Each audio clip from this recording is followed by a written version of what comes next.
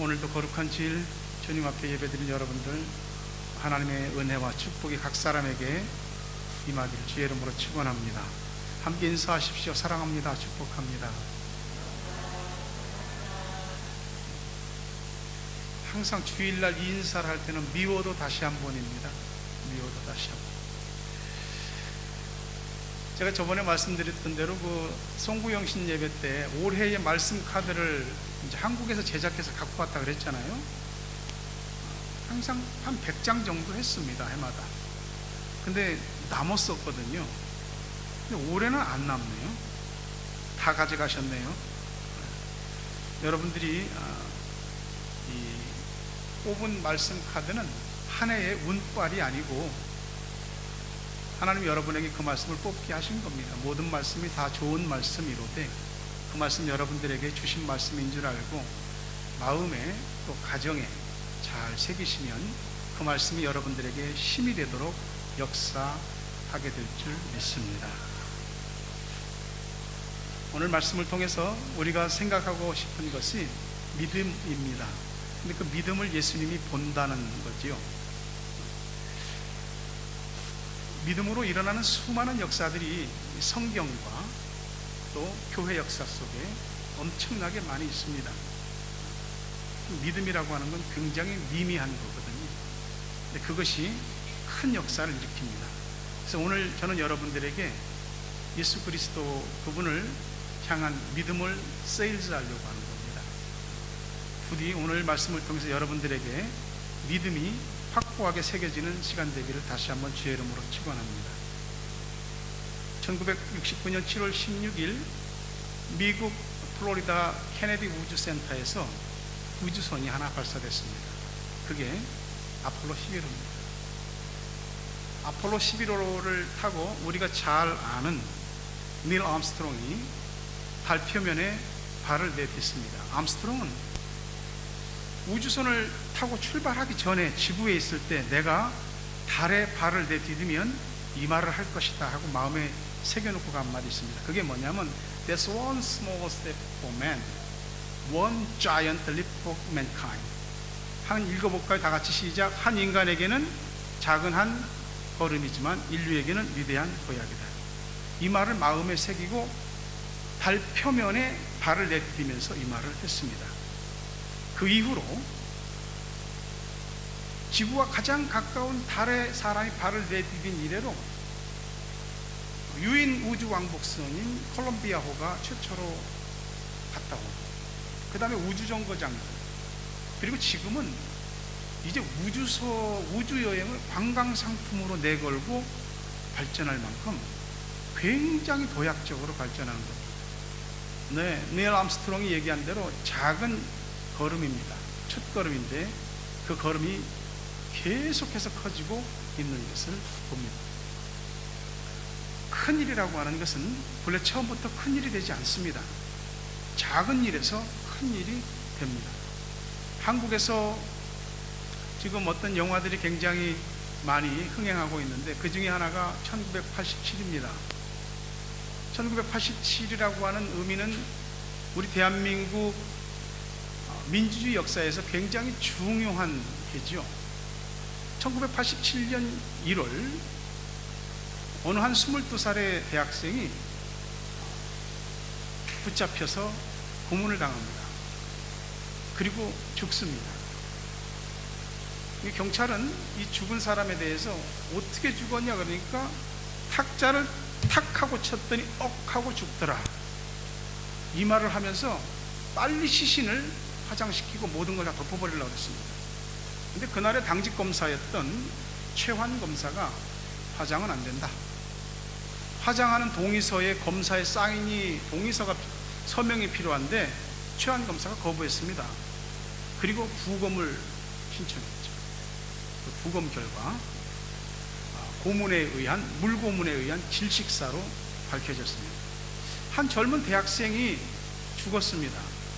그건 그전에도 많이 있었던 일입니다. 근데 이 젊은 대학생의 죽음이 그해 1987년 6월 민주항쟁이라는 이름으로 수많은 시민들, 평범한 시민들이죠. 넥타이 부대입니다. 그냥 일반 셀러리맨들. 넥타이 부대가 전부 다 광장으로 나와서 직선제를 주장했습니다. 그 당시 대통령 선거는 전두환 씨가 총칼로 정권을 잡은 이래로 체육관 선거가 됐습니다. 체육관에서 전두환 씨가 마음에 드는 사람들 앉혀다 놓고 대통령 뽑는 겁니다. 이 간선제라고 하는 겁니다. 국민들이 직선제로 돌려주라. 국민이 직접 투표해서 대통령을 뽑게 해주라. 근데 전두환 씨가 호헌, 다시 말하면 지금의 간선제를 그대로 유지한다라고 호헌을 선언하고 나섰습니다. 그때 22살의 박종철이라고 하는 대학생이 고문을 당해서 죽고, 그해 6월에 전 시민들이 마치 촛불 혁명이 일어났던 것처럼 광장으로 나왔던 거죠. 멈춰버린 민주주의의 시계가 다시 되돌려진 것이죠. 그리고 직선제가 관철된 것입니다. 그래서 지금 대통령을 국민들이 직접 뽑게 되는 거죠. 다시 말씀드리지만 한 거대한 물줄기를 이루고 그 물기를 바꾸는 것은 큰 것에서 시작하지 않습니다. 작은 것에서 시작합니다. 어제나 오늘이나 내일이나 우리가 살아가는 날은 다 똑같은 날입니다. 그런데 그 다 똑같은 날 가운데 우리에게 의미가 되는 날이 있지 않겠습니까? 그날이 언제냐? 주님이 우리의 믿음을 보시는 날, 그날이 우리에게 가장 의미 있는 날이 될 것입니다.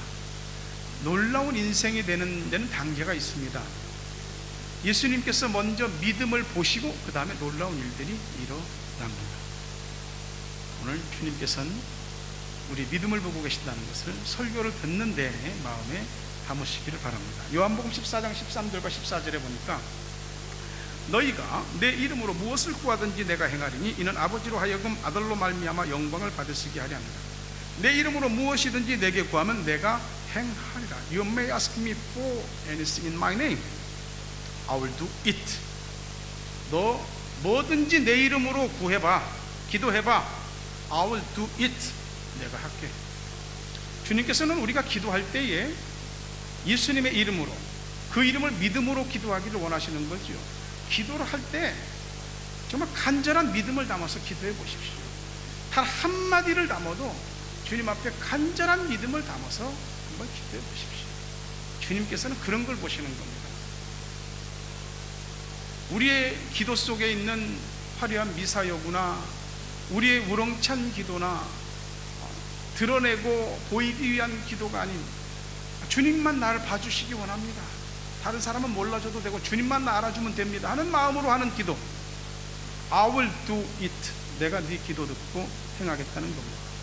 이 말씀이 믿어지는 것 자체가 믿음이죠. 말씀을 믿지 않고는 우리가 믿을 수 있는 것도 없고 우리들에게 일어날 놀라운 일과 기적도 없습니다. 믿음은 주님과 함께 뭘 밀고 당기고 어떤 딜을 하는 게 아닙니다. 그럼에도 불구하고 주님은 우리가 간절히 주님을 찾고 주님께 매달리고 주님을 가까이 하기를 원하시는 거죠. 여러분, 야곱이 하나님 주님께 기도드렸던 그 기도들은 얼마나 약삭빠릅니까? 그 기도들은 얼마나 정말 자기 가만히 보면 이기적인 기도예요. 근데 응답하시잖아요. 아버지 속이고 형 속이고 장자의 명분과 장자의 축복을 다 뺏은 다음에 형하고 사이가 나빠져서 형이 너 부모님만 돌아가시면 내가 가만 안 둘 거야 라고 해서 어느 날 도망가잖아요. 어머니가 야, 너 외갓집에 좀 가 있어라. 가다 베델이라고 하는 곳에서 하나님을 만나잖아요. 꿈인지 환상인지 보니까 땅에서부터 하늘까지 사닥다리가 놓여있는데 그 사닥다리를 천사들이 오르락 내리락 하고 그 사닥다리 끝에 하늘에는 하나님이 계시더라 이 말이죠.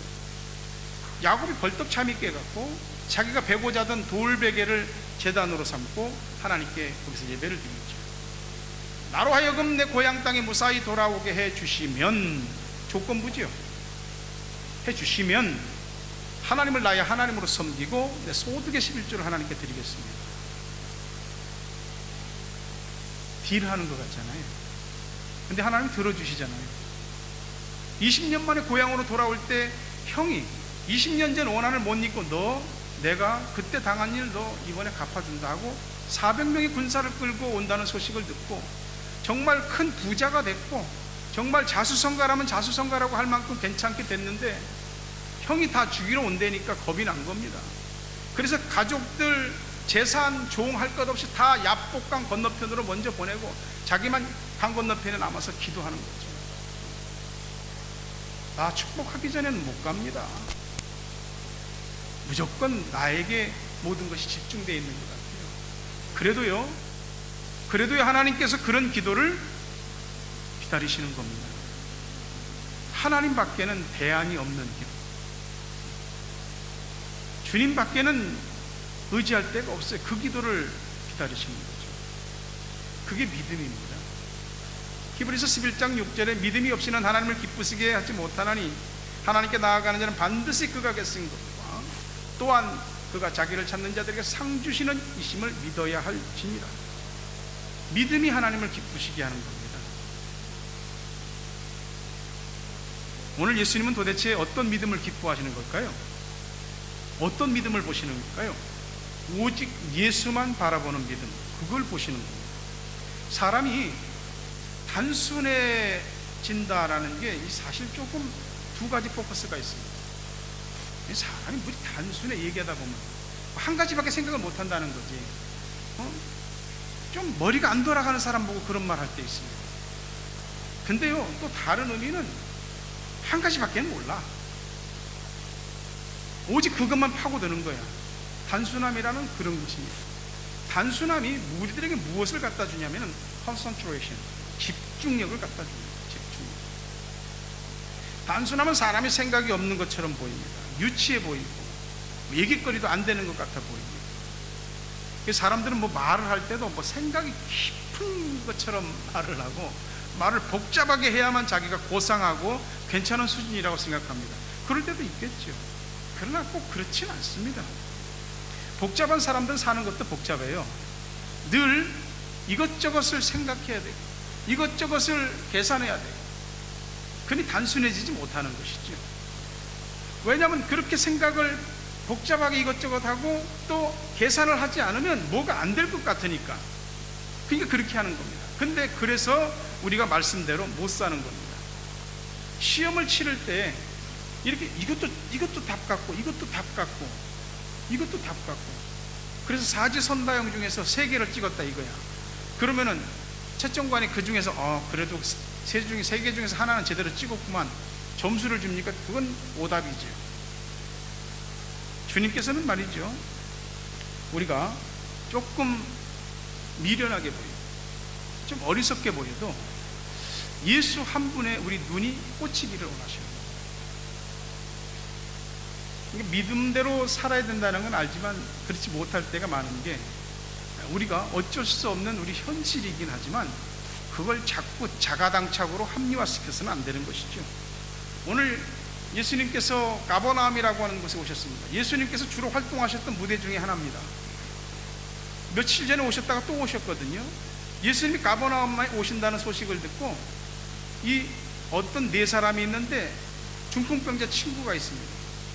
내 친구 좀 예수님께 데려가야 되겠다. 듣지 않니 예수님은 못 고치는 병이 없다는데, 그분에게만 가면 다 고침받는다는데, 소경도 눈을 뜨고 귀머거리도 귀가 열리고 벙어리에 혀가 풀려 벙어리가 말을 하고 안진뱅이가 일어나고 문둥병자 고침을 받는다는데 중풍병 못 고치겠냐? 똑같은 거 아니겠어? 예수님께 데리고 가고 싶은 마음이 있는 겁니다. 이들의 이 모습은 오늘 우리들에게 주는 매우 심플한 교훈이 있습니다. 무조건 예수만 바라보고 예수께 가는 겁니다.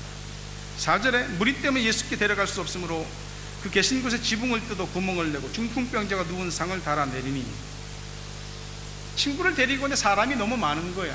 자기들만 예수님께 가고 싶은 게 아니고 다 예수님께 오고 싶은 이유가 있는 사람들이 많아요. 얼굴이라도 한번 보고 싶은 사람도 있고, 다 이렇게 절박한 이유를 가지고 있는 사람들이 다 있습니다. 별별 사람들이 다 예수께 모이는데 가려다 보니까 완전히 인산인해를 이루어서 예수님께 갈 수가 없는 겁니다. 집 앞까지 그냥 꽉 들어찬 겁니다.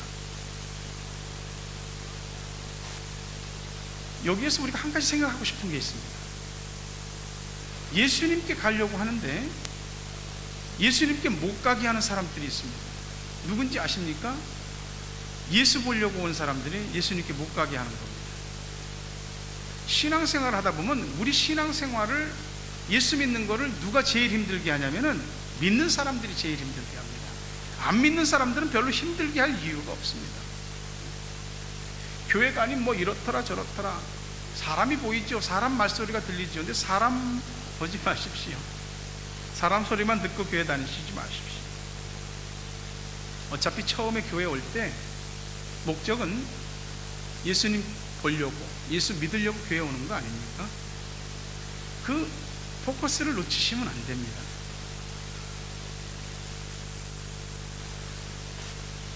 교회에 사람만 있고 예수님이 없으면 어떻게 교회가 되겠습니까?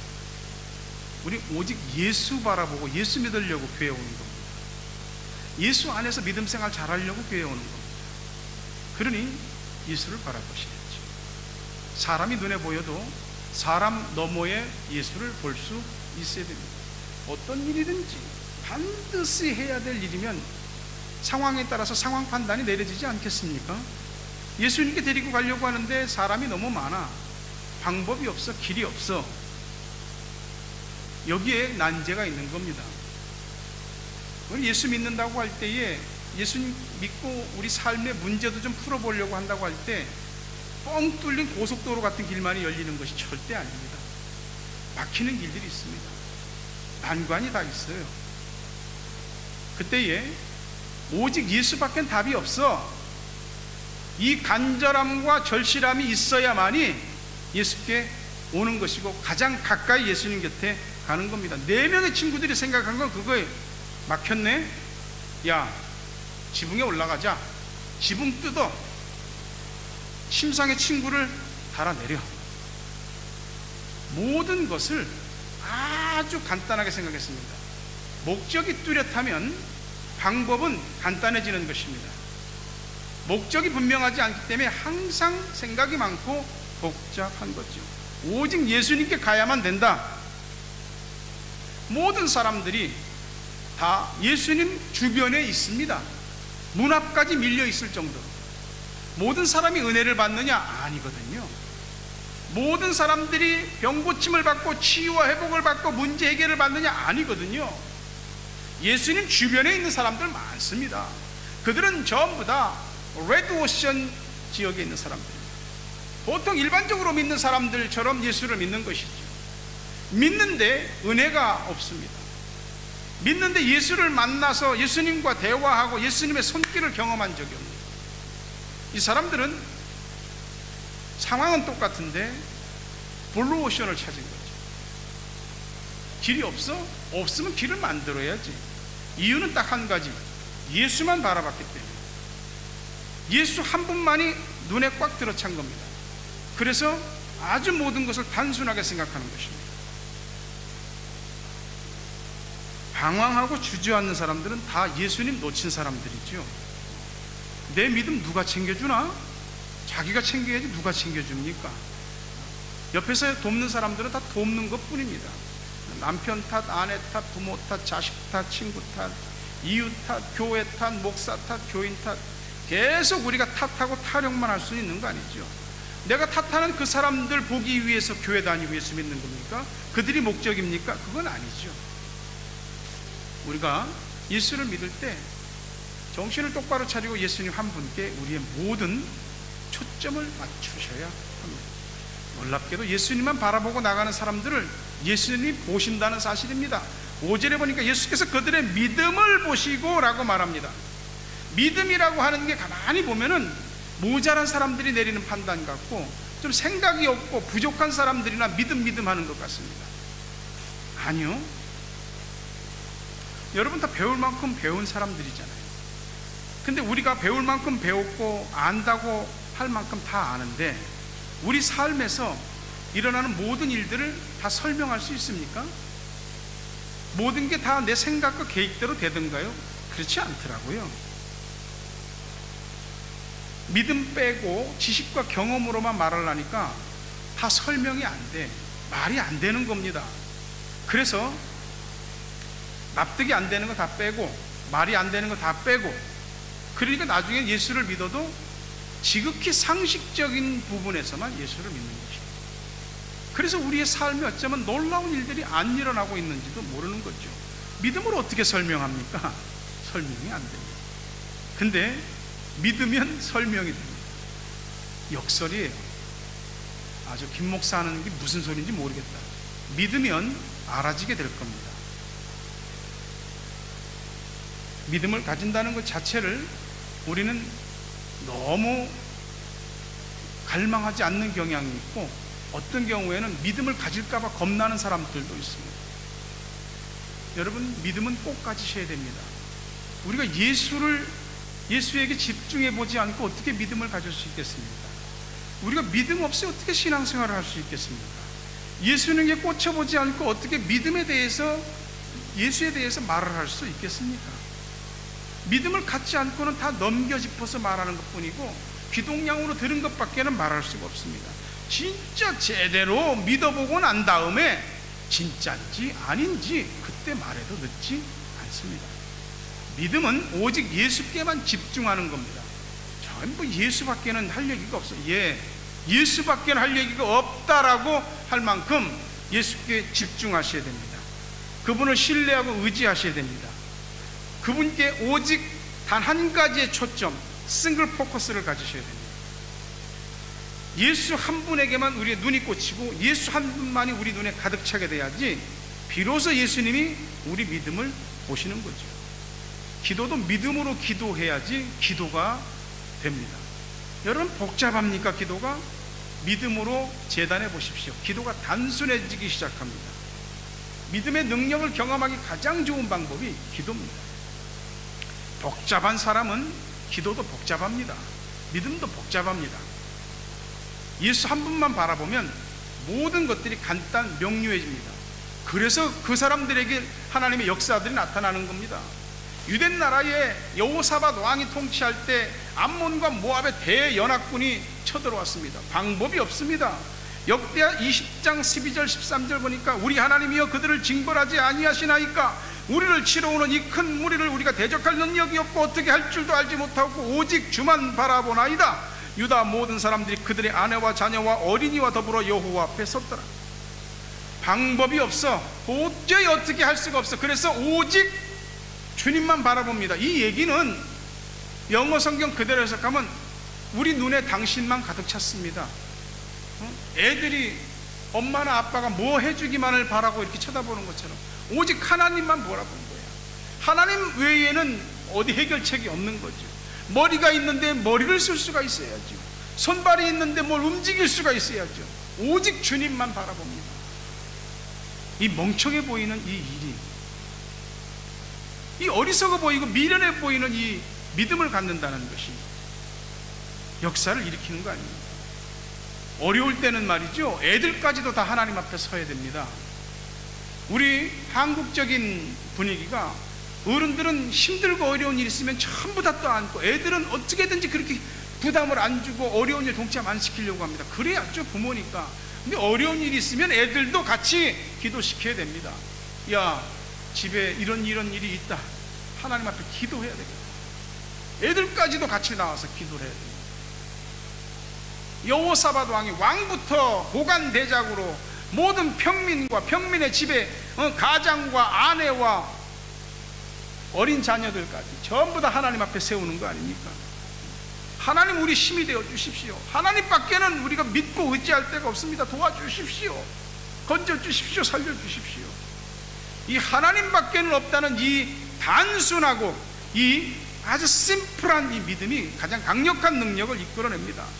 역대 20장 20절에 여호사밧이 서서 이르되 유다와 예루살렘 주민들아 내 말을 들을지어다. 너희는 너희 하나님 여호와를 신뢰하라. 그리하면 견고히 서리라. 그의 선지자들을 신뢰하라. 그리하면 형통하리라. 적의 대군이 쳐들어왔는데 뭐 같이 힘이라도 좀 맞서든지 아니면 적을 좀 속이기 위한 허장성세라도 좀 보이든지 해야지. 적의 대군이 쳐들어왔다는데 하나님만 바라본다고 그래요. 주의 종이 선지자들을 하는 말만 귀를 기울이고 신뢰하라. 그러면 형통해진다고 말합니다. 성가대한테 거룩한 예복을 입혀서 하나님을 찬양하게 합니다. 이까짓 것이 무슨 대책이란 말입니까? 이거 다 미친 짓이지. 이거 죽기로, 그냥 앉아서 죽기로 작정한 일이지. 근데 이게 전지전능하신 하나님을 믿는 믿음에서 나온 거예요. 하나님만이 해결할 수 있는, 찬양 가운데 거하시는 하나님. 성가대한테 거룩한 예복을 입혀서 찬양을 하게 했더니 하나님이 하나님의 복병을 일으켜서 암몬과 모압의 대군을 격파시켜 버립니다. 이게 단순한 사람들은 대책이 없어 보입니다. 저 사람은 뭐 걱정이 없는 것 같아. 믿는 사람들은 믿는 구석이 하나님밖에 없어야 됩니다. 하나님밖에 없는 그 대책이 가장 최고의 대책입니다. 믿음은 모든 것이 다 간단 명료해집니다. 그저 하나님의 역사하심과 처분만 바라보는, 세상 사람들이 볼 때는 참 신간 편타, 무슨 배짱으로 그렇게 하는지 모르겠어요. 여러분, 교회처럼 약해 빠진 단체가 어디 있습니까? 교회 같은 오합지졸이 세상에 어디 있습니까? 교회 안에 있는 사람들처럼 한 번 치면 팡 흩어지고 자빠지고 쓰러지는 사람들이 어디 있습니까? 이게 세상적인 관점에서 보면 참 별 볼 일 없는 사람들이거든요. 근데 이 사람들이 가장 강력한 능력을 발휘할 때는 오직 하나님께 영광을 돌리기 위해서 믿음으로 설 때, 그때 강력해지더라고요. 그때 강력해집니다. 주님 말씀하시면 어디든지 가겠습니다. 말씀하시면 내려놓겠습니다. 살라면 살고 죽으라면 죽겠습니다. 이 오직 하나님께 모든 포커스를 맞출 때 하나님이 알아서 해결해 주시는 역사를 우리가 보게 될 것입니다. 알아서 해주세요. 내가 원하는 대로, 디자인한 대로 해주지 말고 알아서 해주세요. 교회는 어떤 유행을 선도하는 공동체가 아닙니다. 우리가 뭐 새로운 신상품들이 나오면 뭐 스마트폰에서부터 시작해서 옷, 신발, 뭐 헤어스타일, 뭐 사람들, 뭐 자동차, 뭐 세계를 뭐 사람들 들끓게 하는 유행하는 신상들이 있잖아요. 뭐 나왔대 하면서 막 사람들한테 알리잖아요. 너 이거 봤어? 너 이거 입어봤어? 신어봤어? 가봤어? 교회는 늘 새로운 것을 추구할 수는 없습니다. 교회 안에서 늘 눈앞에 보이는 반짝이는 새로운 것들을 자꾸 추구하게 되면은 그 사람은 새로운 것만 찾다가 결국은 하나도 내면이 깊어지지 않고 주지 않게 됩니다. 믿는 사람들에게 새로운 게 뭐 있어요? 믿는 사람들에게 새로운 거라면은 새로워지는 자기 자신의 모습만 있을 뿐입니다. 아무리 믿음이 좋은 사람, 아무리 부흥하고 큰 교회도 다시 깊이 한꺼풀 파고 들어가 보면 다 기본기에 충실해 있습니다. 예배, 말씀, 기도, 성령 충만, 그 다음에 선교, 충성과 헌신, 치유, 회복, 연약한 사람들 이렇게 세워주고, 다 이런 것에 모든 포커스가 맞춰져 있어요. 그것 말고 교회가 뭐 있어요? 교회가 이벤트 하는 곳입니까? 그건 아니잖아요. 오직 예수 한 분에게 모든 포커스를 맞추는 게 교회입니다. 복잡한 사람은 복잡하게 믿으려고 합니다. 예수만 바라보는 사람은 복잡하지 않습니다. 단순하면 능력이 없는 것 같고 신선하지 않은 것 같으니까 늘 새로운 것 찾고 거기서 프레시한 것을 추구하려고 하는 게 아닙니다. 모든 능력과 기적은 주님 한 분에게 모든 것이 집중될 때 일어나게 됩니다. 4명의 친구들이 예수님께 중풍병 걸린 친구를 데리고 나올 때 주님이 보신 건 그들의 믿음입니다. 믿음 보시고, 친구들 믿음 보시고 낫게 해준 겁니다. 올 한 해 초점을 모두 예수님께만 맞추십시오. 그분께 맞추심으로 인해서 여러분들에게 일어나는, 믿음으로 말미암아 일어나는 놀라운 일들이 충만해지는 한 해 되길 주의 이름으로 축원합니다. 예수님 보시는 건 믿음은 믿음인데 어떤 믿음이냐? 두 번째, 성실한 믿음입니다. 믿음과 성실이라는 말은 좀 안 어울리는 것 같아요. 믿음은 뭐 놀라운 일들이 일어나는 거지, 성실이라고 하는 건 인간이 노력하는 것 같잖아요. 안 어울리는 것 같은데 그렇지 않습니다. 주님을 향해서 모든 것을 집중하는 사람이 성실합니다. 어떤 사람들은 나는 뭐 재주도 없어, 특별한 능력도 없어. 아니요, 주님 앞에 성실한 마음을 갖는 것, 주님 앞에 변치 않는 성실함으로 늘 자신의 자리에서 자신의 자리를 지키고 자신의 사명을 감당하는 것, 그게 능력입니다. 뛰어난 능력을 가진 사람들은 때론 벽을 막 뻥뻥 뚫기도 하죠. 근데 언제까지나 벽을 뻥뻥 뚫을 수 있나요? 못 뚫지. 성실은 벽을 뚫지는 못해도 벽을 넘어섭니다. 성실이 능력입니다. 절망을 봤으면 희망도 봐야죠. 예수 안에서. 믿는 사람들에겐 사방이 막히고 길이 끊어지고 없는 것 같아도 길이 있습니다. 믿음은 그냥 앉아서 믿습니다, 그게 믿음이 아니요, 믿으면 믿는 만큼 움직이는 겁니다. 그 성실한 믿음이 예수님께서 보시는 믿음입니다. 안 보인다고, 예수님이 안 보인다고, 뭐 눈에 보이는 게 뭐 없다고 그러면서 I have no idea라고 하면서 앉아서 말만 하는 사람들은 불신앙이죠. 성실한 믿음을 가진 사람들에게 하나님께서 지혜도 주십니다. 아이디어도 주십니다. 그냥 그때 따라서 이렇게 생각하고 저때 따라서 저렇게 생각하고 그런 사람들에게 영감이 떠오르질 않습니다. 성령의 인스피레이션과 인사이트, 영감과 통찰력은 주님에 대한 믿음을 가지고 성실한 마음으로 그 믿음이 믿음되게 성실하게 추구해 나가는 사람들에게 주님이 영감도 주시고 통찰력도 주시는 겁니다. 흉내만 내려는 사람들에게는 이 인스피레이션과 인사이트가 주어지지 않는 거예요. 흉내만 내려고 하는 사람들은 늘 카피합니다. 원본을 놓고 복사하면 복사본이 나오죠. 원본보다 질이 떨어집니다.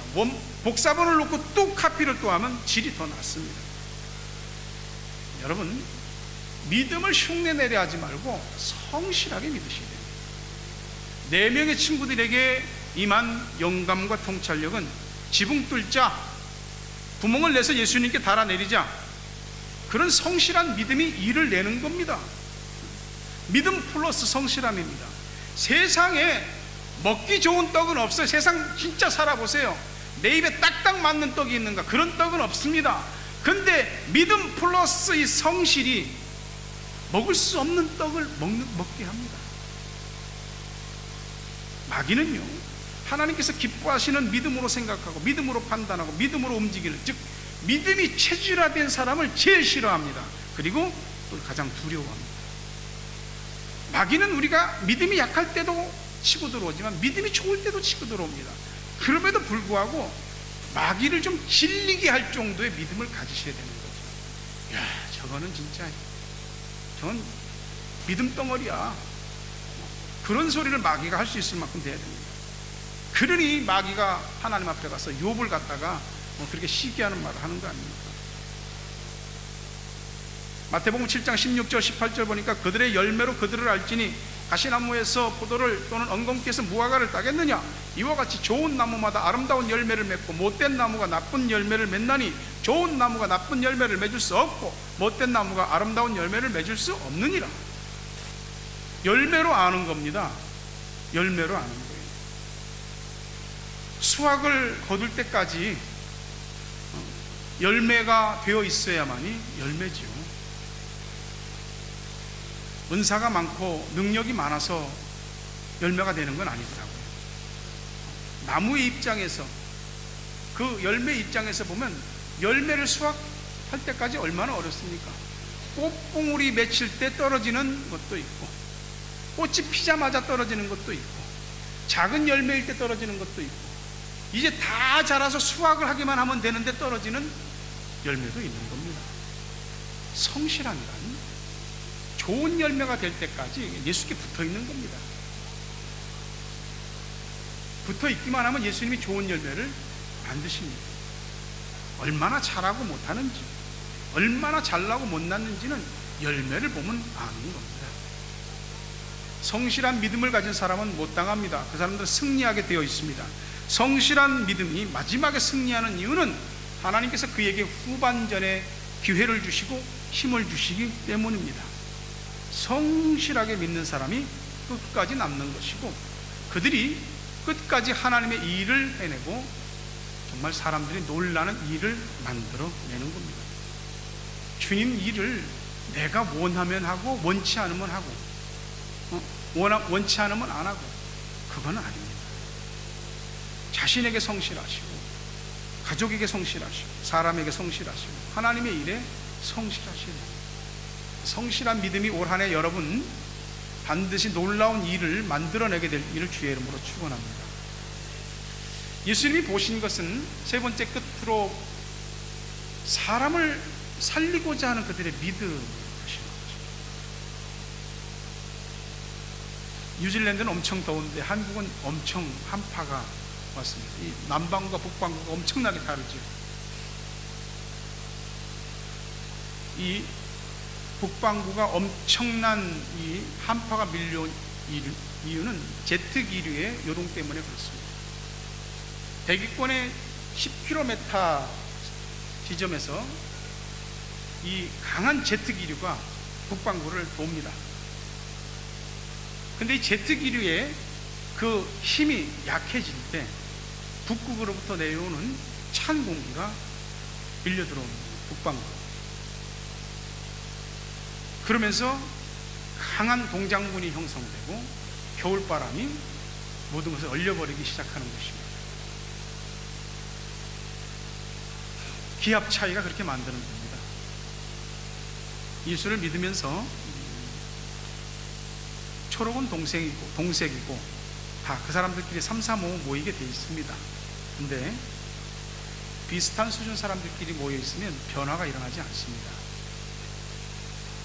가정이나 교회나 어른이 없으면 다 뭐 나이고 실력이고 뭐 이런 게 다 비슷비슷하거든요. 그러니까 다 얘기하는 게 거기서 그만한 수준밖에 얘기가 안 되는 것이고, 도토리 키재는 것이죠. 도토리 키재는 속에서 가르치려고 합니다. 자기 발전이 없는 거예요. 더 배우셔야 됩니다. 배우기 위해서 겸손하셔야 됩니다. 늘 나와 같은 수준의 사람과 만나서 그들 앞에서 선생 노릇하려고 하지 말고 더 배우셔야 됩니다. 겸손하게 배우셔야 됩니다. 늘 콩이야 팥이 하지 말고 내게 영적인 도전과 영향력을 줄 수 있는 그런 사람들을 만나셔야 됩니다. 그들과 얘기하시고 함께 기도하시고 나보다 더 나은 믿음의 수준의 사람들과 접촉하셔야 됩니다. 그래야지 그 사람과 나 사이에 격차로 인해서 영적 기압골이 형성되는 거예요. 거기에서 바람이 붑니다. 성령의 바람, 은혜의 바람, 깨달음의 바람, 영감의 바람, 통찰력의 바람. 어떻게 믿는 것이 바르게 믿는 것이고, 어떻게 믿는 것이 믿음을 갖는 것이고, 어떻게 믿는 것이 주님께서 기뻐하시는, 주님이 보실 만한 믿음으로 믿는 것인지를 배워가게 되는 겁니다. 궁극적인 스승은 우리 주님이시지만 그렇게 배워가는 것입니다. 나보다 수준의 차이가 좀 있는 사람과 접촉하셔야 되는 것입니다. 나보다 믿음의 사이즈가 있는 사람과 좀 돼야지 믿음이 자라게 되어 있습니다. 우리 맹점이 뭐냐면 어느 정도 알면, 어느 정도 배우면 이제 다 알아. 5년 10년 믿으면 뭐 교회가 어떻고 뭐 교회 생활이 어떻고 사람들이 어떻고 다 압니다. 나름대로 다 도사되는 거예요. 거기서 더 안 배우려고. 중풍병자는 아무것도 할 수 없는 무력한 사람인데요, 4명의 친구들이 바람을 일으킵니다. 예수께 가면 너 산다. 예수님 만나면 너 고침 받는다. 그 예수님만 바라봤죠. 4명만 예수님만 바라봤으니까 제가 성경을 볼 때, 제가 볼 때는 중풍병자가 움직일 수는 없었지만 그의 마음도 예수님을 향하고 있었습니다. 4명의 친구, 총 5명이 예수를 바라보고 있었던 것입니다. 중풍병자가 뭐 할 수 있겠어요? 4명의 친구가 아니면 평생 중풍병자로 누워 살아야 됩니다. 친구 만나서 잘 고침 받았잖아요. 친구 만나서 구원받고 죄사함 받았잖아요. 여러분, 누군가를 도울 때는 이 4명의 사람이 가지고 있는 사람을 살리려는 믿음을 가지고 나가셔야 됩니다. 긍휼히 여기는 마음을 가지셔야 돼요. 이 도움을 받는 사람들은 됐어 그만하면 됐어, 지금 해도 충분히 할 만큼 했어, 고마워, 그럴 수 있습니다. 근데요, 해결을 볼 때까지 도와줘야 되는 겁니다. 해결을 볼 때까지. 이 4사람이 예수님께로 가고자 하는 그 마음을 막 일으키니까 그 믿음의 바람이 이 중풍병자에게도 일어나는 거예요. 그래, 좀 도와줘. 잊지 않을게. 누군가에게 늘 도움만 받았습니까? 이제 누군가에게 도움이 좀 돼 주십시오. 약한 사람들이 있으면 조금 붙잡아주고, 쓰러진 사람들 좀 잡아 이렇게 세워주고, 흔들거리는 사람들 좀 강하게 좀 이렇게 나독여주고, 어려움에 처한 사람들 가서 도와주고, 시험에 든 사람들 시험을 좀 벗어날 수 있도록 좀 해주고, 도저히 못 일어날 것 같은 사람들 있으면 등에 업고라도 예수님께로 인도할 수 있는 그런 사람이 되셔야죠. 그러지 않겠습니까? 누군가를 살리려는 사람들, 그런 믿음을 가진 사람들 예수님이 보시는 겁니다. 여러분의 믿음으로 남편 살리고, 아내 살리고, 자식 살리고, 부모 살리고, 형제 자매 살리고, 이웃과 친구와 교인들과 여러 사람들을 살려주세요. 예수님이 그때 여러분들을 보시는 겁니다. 그런 사람들이 되셔야지 그 영향력을 끼치는 사람들이지요. 오늘날 수많은 책과 수많은 정보가 범람하고 있습니다. 그 책과 정보를 통해서 많은 것을 받고 사는 세상이에요. 그렇지만 이 믿음이 뚜렷하고 영적인 자세가 바로 선 사람 한 사람한테서 배우는 건 책 10권 읽는 것보다 이 정보를 갖다가 수시간 맨날 며칠을 파헤치는 것보다 훨씬 더 낫습니다. 여러분이 누군가에게 그런 사람이 돼 주십시오. 누군가에게 제대로 된 믿음을, 누군가에게 예수님께로 인도해 줄 수 있는 그런 믿음의 사람이 되십시오. 주님은 오직 그 사람 믿음만 보세요. 우리도 주님께 보일 게 믿음밖에 없어야죠. 돈이 대접받는 세상에서는 돈이 많아야 부자지만, 믿음이 대접받는 세계에서는 믿음이 커야지 부자입니다. 여러분, 믿음 부자 되시길 주의 이름으로 축원합니다. 그러기 위해서 자신의 믿음의 퀄리티를 높이십시오. 오직 예수 한 분만 바라보십시오. 거기서 문제가 해결될 겁니다. 그분이 해답이 돼 주실 겁니다. 주님을 믿되 성실한 마음, 진실과 은근과 끈기를 가지고 길이 없다고 포기하지 말고 오직 그분만, 근데 성실한 마음으로 가십시오. 주님이 그 사람 보십니다. 그리고 누군가를 일으켜주고 살리는 그런 믿음으로 올 한해 믿음의 중심을 잡아보십시오. 주께서 여러분들을 지켜보시고 그런 사람들에게 은혜를 주실 줄로 믿습니다. 그들의 믿음을 보시고 주님께 믿음을 인증받는, 그래서 은혜 받고 문제가 풀리고 축복받는 한 해 되시길 주의 이름으로 축원합니다.